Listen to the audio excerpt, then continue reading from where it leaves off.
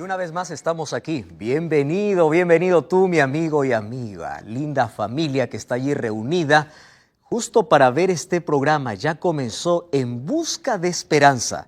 Durante estas semanas hemos estado abriendo la palabra de Dios y hemos estado respondiendo a las preguntas más intrigantes de la historia. Ya viste que vimos la mayor rebelión de la historia, la mayor tragedia de la historia, la mayor conquista de la historia y hoy veremos la mayor apostasía de la historia. Bienvenido, permíteme abrazarte allí en el país donde te encuentras. Gracias allí por permitirnos entrar a casa. Gracias también por permitirnos entrar en tu corazón a través de la palabra de Dios. Ya sabes que este es un programa previo de aquella semana especial que ya se está avecinando. Estamos próximos en unas 4 semanas más.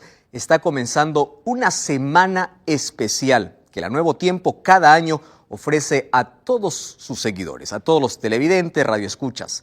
Luego te voy a mencionar el título, más hoy quiero que tú puedas agendar del 12 al 18 de noviembre. No te comprometas con otra cosa. Vamos a estar aquí todas las noches durante esa semana o todos los días para poder hablarte de la mayor esperanza. Entonces ya sabes que va a ser una semana especial de lindas sorpresas y lindas decisiones. Te esperamos. Entonces comenzamos con cuenta regresiva. En 4 semanas más está comenzando esta semana especial. Hoy vamos a hablar acerca de la mayor apostasía de la historia. ¿Qué cosa es apostasía? Lo vamos a descubrir luego. Quiero invitarte para que juntos podamos hacer una oración. Querido Dios, estamos listos ahora para abrir tu palabra. Gracias porque tenemos libertad de poder abrir, de poder comprender y de poder tomar decisiones de acuerdo a los principios que tú dejaste para nuestra vida. Que tu Santo Espíritu hoy pueda tocar nuestro corazón y que podamos elegir a Jesús. Por eso abrimos tu palabra con esa seguridad de que tú vas a enseñarnos y mostrarnos el camino correcto. En el nombre de Jesús.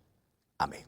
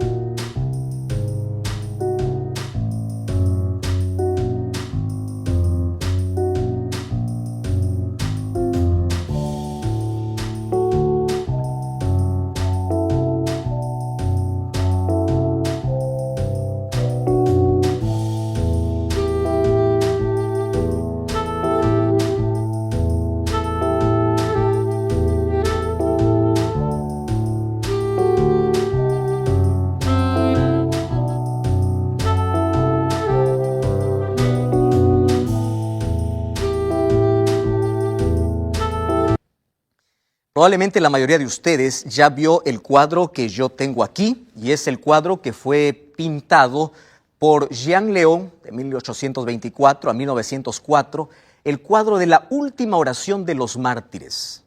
Esta última oración, o este es el cuadro que pinta aquel Coliseo romano donde era testigo de cómo los cristianos daban su vida antes que negar su fe. El Coliseo romano fue terminado más o menos en el año 80 después de Cristo. Muchos judíos participaron, judíos y cristianos participaron en la construcción. Y se menciona en la historia que el día de la inauguración de este Coliseo mataron 5,000 cristianos y 10,000 animales. A partir de ese momento, toda la historia de ese Coliseo es testigo fiel de tanta sangre que se derramó.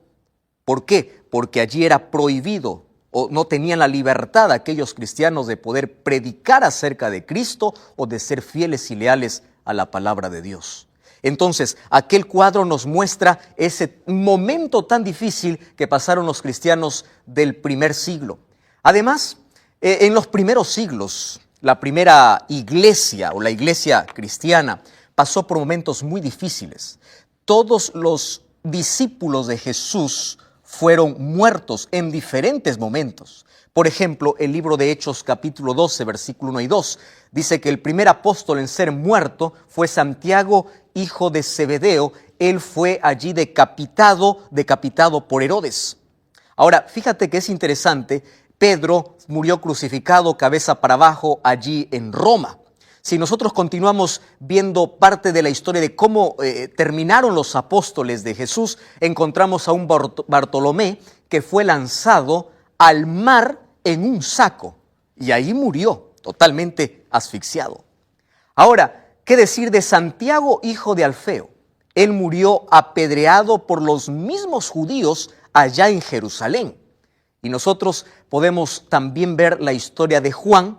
Juan es el último de los discípulos, el último en quedar vivo. Y a este último, según la tradición judía, dice que le colocaron en un perol de aceite hirviendo, mas Dios preservó su vida. Entonces Domiciano, por querer callar o por querer quitar la influencia de este discípulo de Jesús, lo envió para ser exiliado allá a la isla de Patmos, donde pasó los últimos años de su vida. Mas Dios allí se presentó para traernos la revelación más grandiosa, la que hoy conocemos como el libro de Apocalipsis. Por eso la Biblia y el libro de Apocalipsis especialmente es un tesoro para nuestra vida. Ahí encontramos entonces a Juan exiliado en la isla de Patmos. Ahora, ¿a qué se debió todo esto? La Biblia menciona por qué los cristianos sufren por causa de su fe. El libro de Apocalipsis capítulo 12, mira, abre la Biblia conmigo.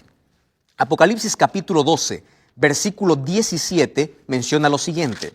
Apocalipsis 12, 17, dice así: Entonces el dragón se llenó de ira contra la mujer y se fue a hacer guerra contra el resto de la descendencia de ella, los que guardan los mandamientos de Dios y tienen el testimonio de Jesucristo.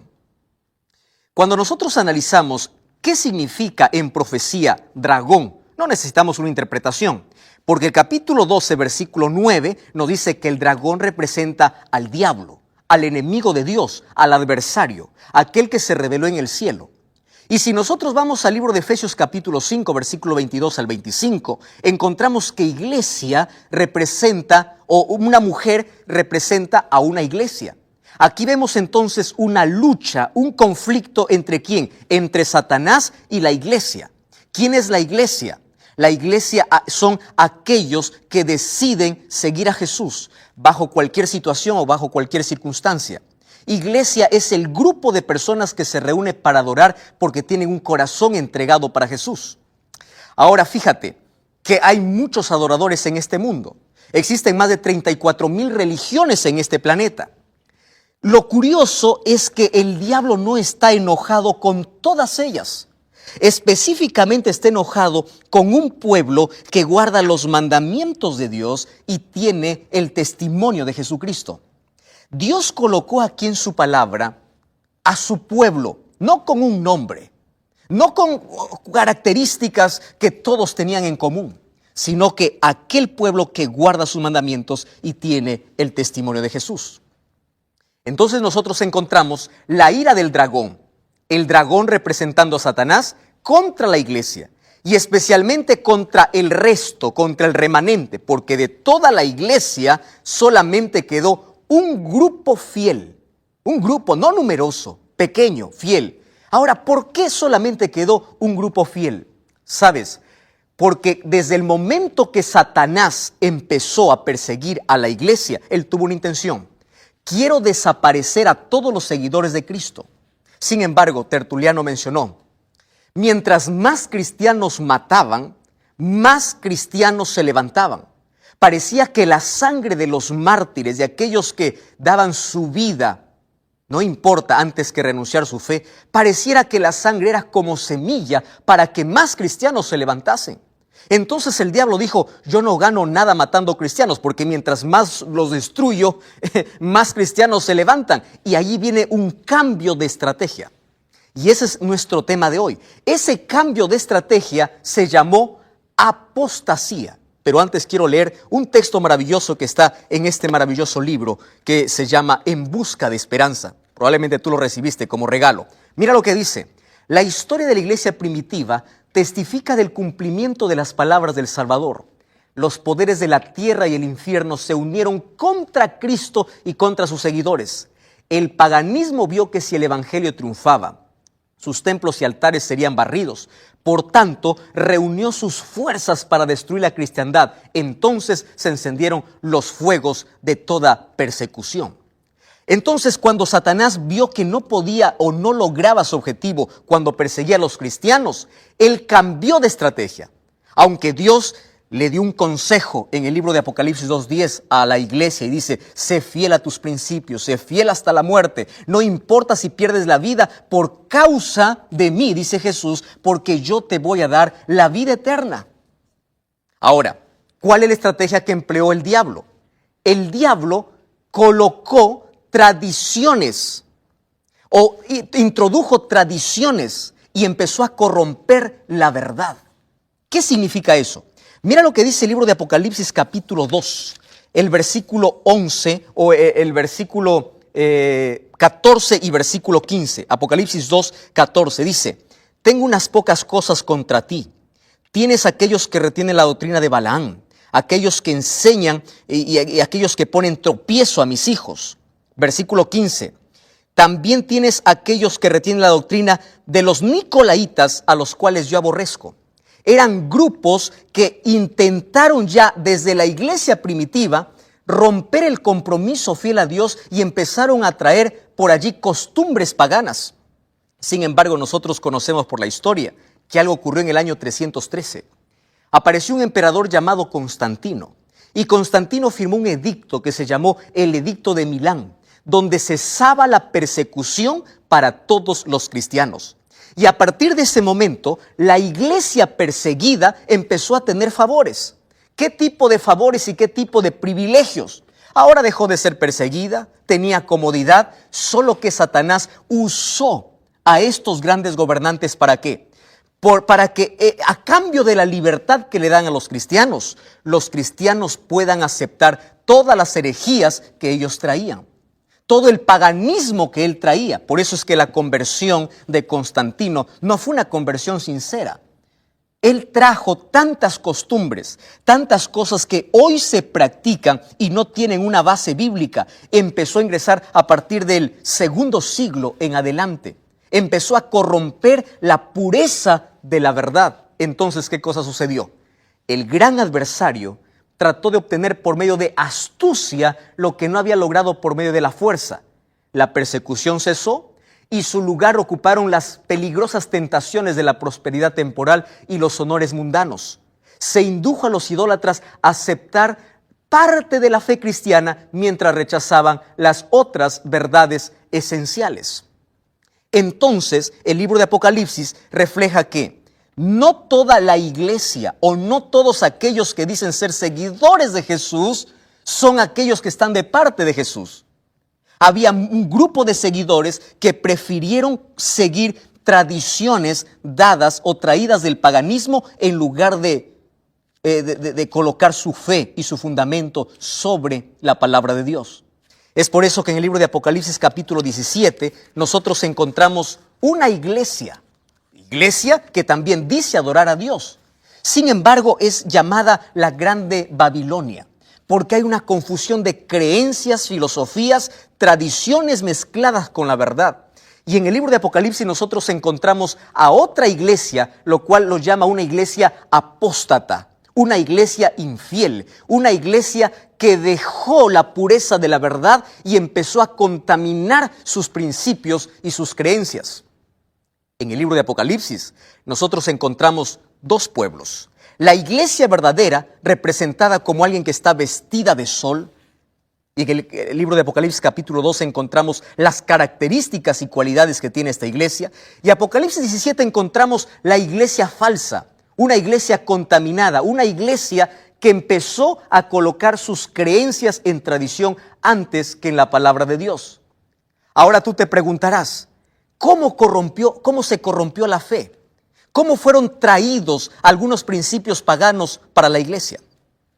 Entonces yo quiero que tú prestes atención, porque mira cómo Satanás con su astucia y su estrategia logró contaminar la pureza de la verdad. Sin embargo, el libro de Daniel capítulo 7, versículo 25, habla ya de un poder diabólico que se levantaría a través de todo el tiempo para poder contaminar o para poder quebrar ciertos principios divinos.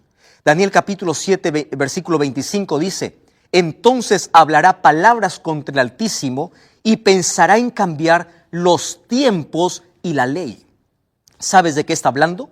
De un poder que se levantó en la Edad Media, específicamente a partir del año 538 después de Cristo. Este poder religioso que empezó a perseguir cristianos, este poder que abrió las puertas para la Santa Inquisición, este poder a quien llamaba herejes a quienes querían ser fieles a la palabra de Dios. Ahora presta atención, dice que cambiará los tiempos y la ley.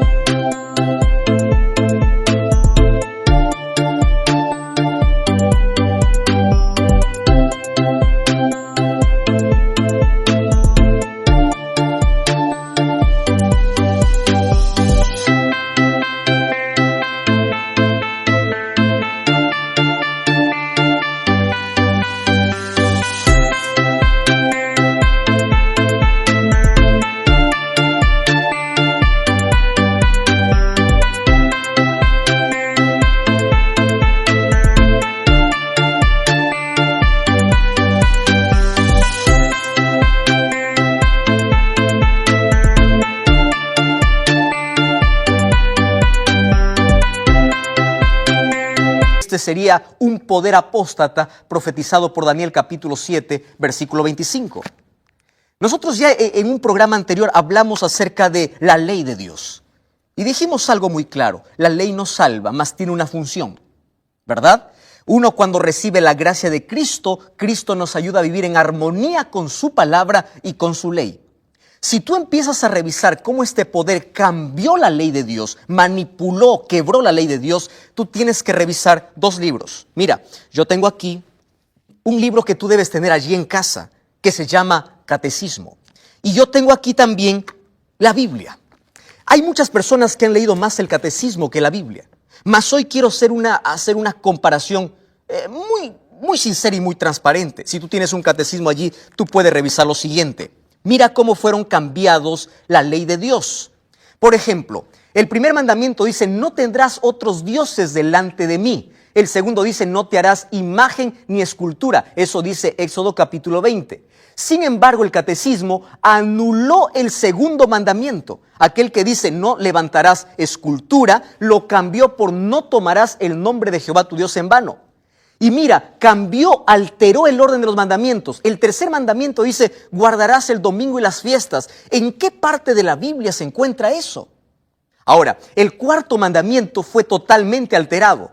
El cuarto mandamiento de la ley de Dios dice: acuérdate del día sábado para santificarlo. Y según el catecismo dice: honra a tu padre y a tu madre. Ahora, el 10º mandamiento fue duplicado. Porque el 10º mandamiento en la Biblia dice: no codiciarás. Sin embargo, según el catecismo dice: no desearás la mujer del prójimo y no codiciarás las cosas ajenas. Es decir, el 10º mandamiento fue dividido en 2 para que pueda llegar a 10 mandamientos. Ahora te das cuenta que a través del tiempo ocurrió una grande apostasía. ¿Qué cosa es apostasía? Abandonar el camino correcto, dejar la verdad y abrazar algo que está contaminado, algo que está alterado. Entonces yo quiero hacerte un desafío hoy. Empieza a revisar todas tus creencias. Empieza a revisar por qué haces lo que haces, por qué comes lo que comes, por qué guardas el día que guardas. ¿Tiene un respaldo bíblico? No me digas porque el pastor dice así. No me digas porque la iglesia cree así. Tú tienes que decirme porque la Biblia dice así. Finalmente, en este mundo nosotros solamente encontramos 2 pueblos. Solo existen 2 caminos y cada camino tiene un destino totalmente diferente. Uno de los grandes hombres que fue capaz de dar su vida, de entregar su vida antes que negar su fe, fue Policarpo. Aquel hombre de 86 años. Él fue allí uno de los obispos de la iglesia de Esmirna. Un día le dijeron: renuncia a tu fe, ya estás viejo. ¿cómo es posible que tú vas a preferir la muerte antes que renunciar tu fe? ¿Qué cosa puede ser más valioso que la vida? Y Policarpo se levantó y dijo así: durante 86 años, Dios nunca ha fallado sus promesas. Dios nunca me falló. ¿Cómo yo le voy a fallar a esta edad? Querido, Dios está buscando hoy un pueblo fiel, un pueblo sincero. No me digas, pastor, yo soy sincero. Dios te llamó a ser fiel. Dios te llamó a formar parte de un pueblo, pero de ese pueblo que coloca la palabra de Dios por encima de cualquier tradición. Yo conozco gente adorando pastores, gente adorando iglesias. Cuando yo pregunto a alguien y le digo, ¿por qué vas a este lugar? Dice, es que yo me siento bien. Gente buscando sensaciones antes que buscar la verdad. Conozco iglesias llenas con corazones vacíos. Conozco iglesias que hacen solamente shows. Conozco iglesias que solamente van porque la gente espera un milagro, mas no espera tener la palabra de Dios en su corazón. Conozco iglesias que buscan satisfacer al ser humano según los caprichos y deseos que ellos tienen, mas no presentar la verdad. Entonces tú solamente tienes dos caminos y cada camino tiene un destino diferente. Yo te voy a hacer una pregunta. No voy a hablar acerca de tu sinceridad, sino de cuán fiel tú eres a la palabra de Dios. Entonces allí donde tú estás, toma una decisión. Coloca tus principios y tu fe en la palabra de Dios. Y no importa si la mayoría hace lo contrario, tú tienes que estar cimentado en aquella roca firme que es la palabra de Dios. Tú tienes que estar cimentado en Cristo. Tú tienes que estar cimentado en la palabra. ¿Dónde está tu fe? ¿En una iglesia, en un líder o en la Biblia? Yo voy a invitar al cuarteto Arautos du Rey que venga para cantar. Mientras ellos cantan, yo quiero que tú tomes una decisión importante. Quiero recordarte algo. El diablo no está enfurecido contra todos aquellos que dicen ser cristianos, sino especialmente con un grupo fiel. Es aquel que guarda los mandamientos de Dios y aquellos que tienen el testimonio de Jesús. Aquellos que tienen la fe de Jesús en su corazón. Y hoy te invito a abrazar esa misma fe. Te invito a abrazar a ese mismo Jesús y te invito a respetar la palabra de Dios y a colocar la Biblia por encima de cualquier tradición o de cualquier cosa que alguien pueda decir. Mientras el cuarteto canta, te invito a tomar esta decisión. Yo voy a estar orando por ti. Dios, por esta linda música y gloria a Dios por aquella linda decisión que tú hoy tomaste. Coloca la palabra de Dios en tu vida. Sé fiel a lo que Dios dice en su palabra. Sé fiel a los principios que Dios estableció para ti. No formes parte de esta grande apostasía ni de aquella grande rebelión contra Dios. ¿Quieres orar conmigo? Cierra tus ojos. Querido Dios, gracias porque a través de tu palabra